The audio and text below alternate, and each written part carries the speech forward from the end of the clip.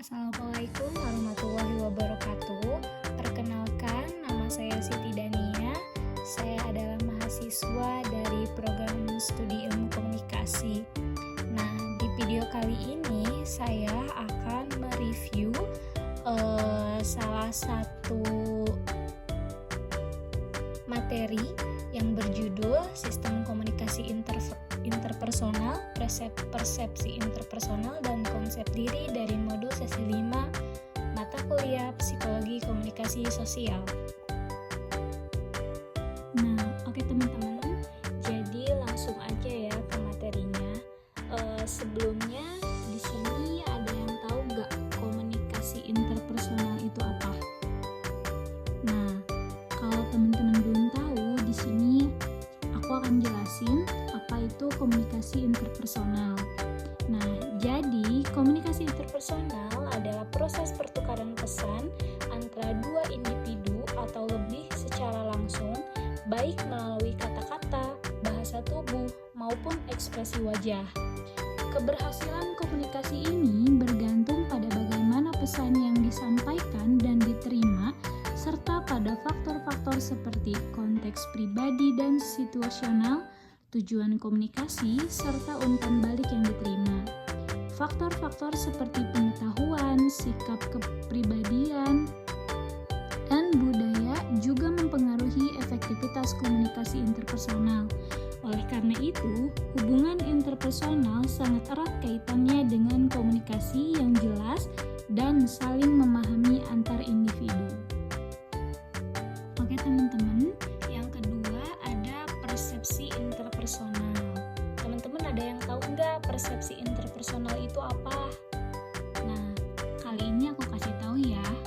Menurut Jalaluddin Rahmat, mengenai persepsi adalah bahwa persepsi tidak hanya terbatas pada objek mati, tetapi juga mencakup objek sosial, termasuk dalam hubungan interpersonal.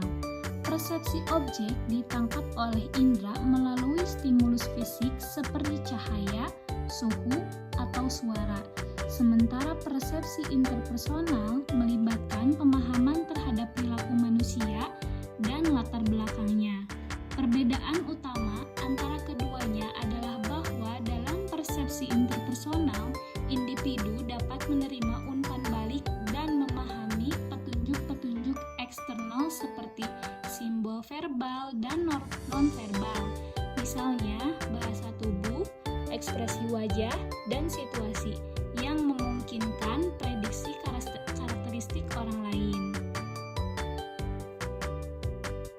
Selanjutnya, ada pengaruh faktor-faktor situasional pada persepsi interpersonal. Nah, terdapat beberapa pengaruh faktor-faktor situasional pada persepsi interpersonal, yaitu yang pertama, ada deskripsi verbal. Cara seseorang menyampaikan berita kepada orang lain akan mempengaruhi kesan seseorang terhadap orang tersebut.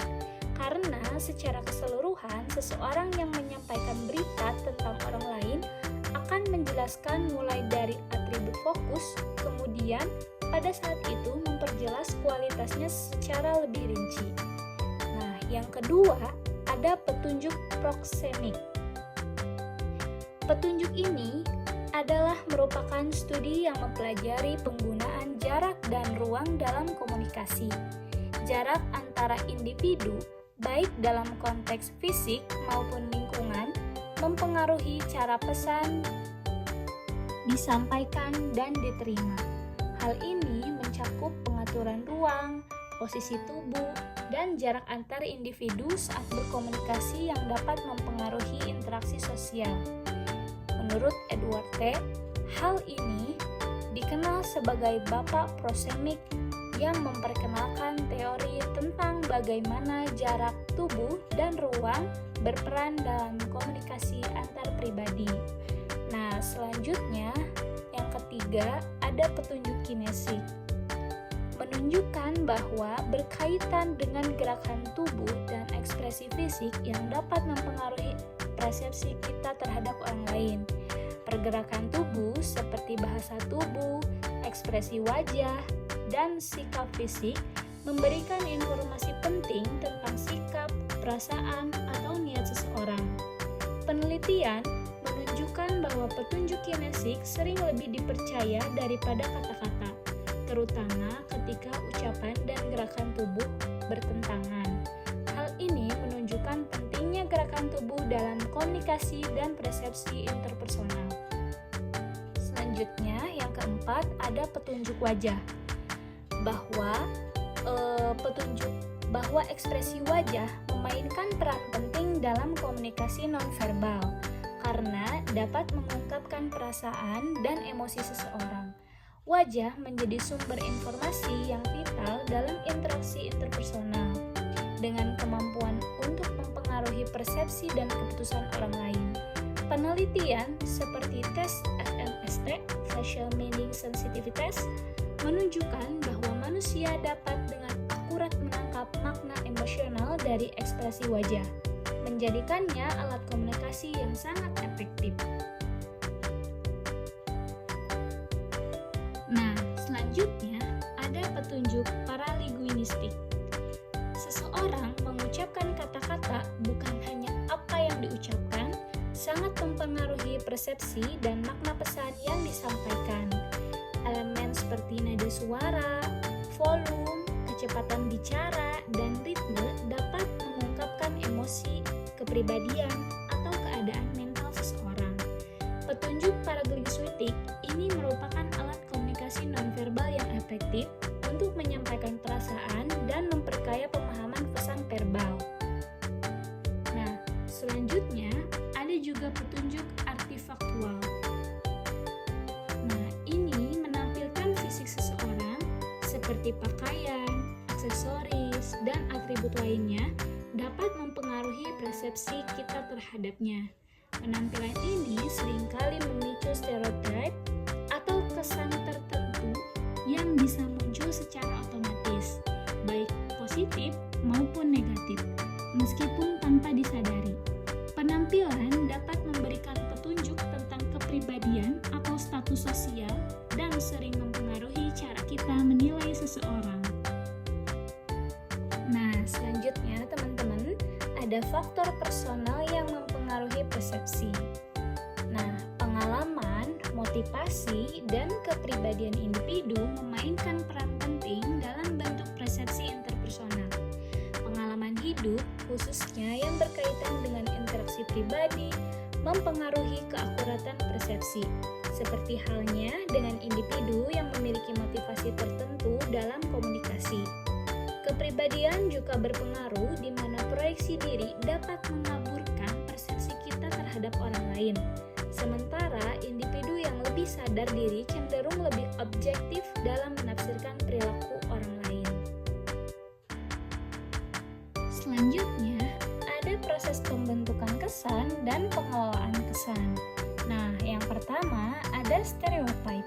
Stereotype adalah bahwa Frequency effect dan halo effect menjelaskan bagaimana kesan pertama yang terbentuk dapat mempengaruhi persepsi kita terhadap seseorang. Frequency effect menunjukkan bahwa kesan pertama sangat menentukan kategori yang kita buat. Sementara halo effect menggambarkan bagaimana satu sifat atau ciri seseorang dapat mempengaruhi penilaian kita terhadap aspek lainnya. Hal ini terjadi karena kita cenderung mengkategorikan pengalaman baru berdasarkan kesamaan dengan pengalaman masa lalu. Selanjutnya, menurut Kelly Rahmat 2005, ada 3 hal untuk menyimpulkan kausalitas internal atau eksternal. Di antaranya yang pertama ada konsensus. Konsensus artinya apakah orang lain bertindak sama seperti penanggap.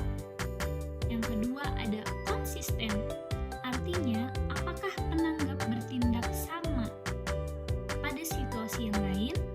Yang ketiga ada kekhasan, artinya apakah orang itu bertindak sama pada situasi lain atau hanya pada situasi ini saja. Bila ketiga hal itu tinggi, orang akan melakukan atribusi kausal eksternal. Selanjutnya, ada faktor-faktor yang mempengaruhi konsep diri. Nah, yang pertama yaitu adanya orang lain.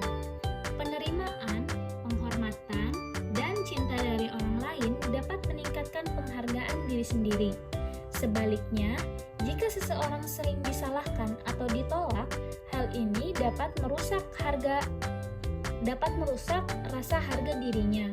Pengaruh ini tidak bersifat universal karena setiap individu memiliki orang-orang tertentu yang lebih berpengaruh terhadap perasaan dan persepsi tentang dirinya, terutama mereka yang paling dekat secara emosional.